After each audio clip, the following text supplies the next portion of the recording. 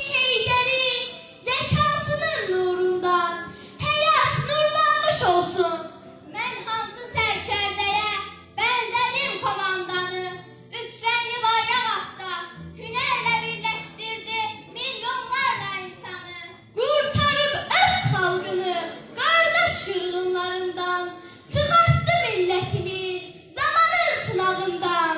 Qurdu yeni bir dövlət, ürəklərdə məhəbbət, insanlarda vətənə, el obaya sədaqət.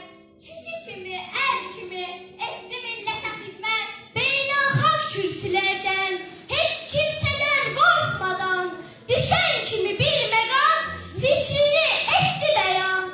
Türkəm mən, Türk oğluyam, qoy bütün dünya bilsin.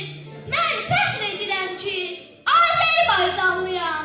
Bu torpağın oğluyam, cismimlə, həm canımla, damardakı qanımla, köksümdə daim atan, qəlbimlə, ürəyimlə bu vətənə bağlıyam.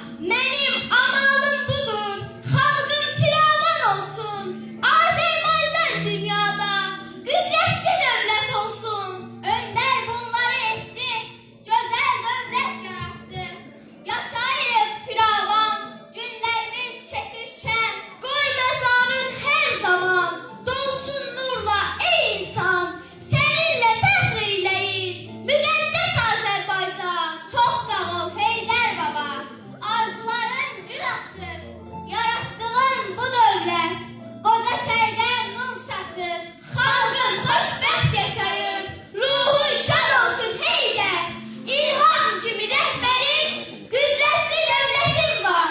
Minnətdarıq biz sənə, xalqımın müdrik oğlu. Qəlblərdə yaşayırsan, Heydər Əliza oğlu. Şeiri müəllifimiz İlham Əsədov. Teşekkür ederim. Çok eksik.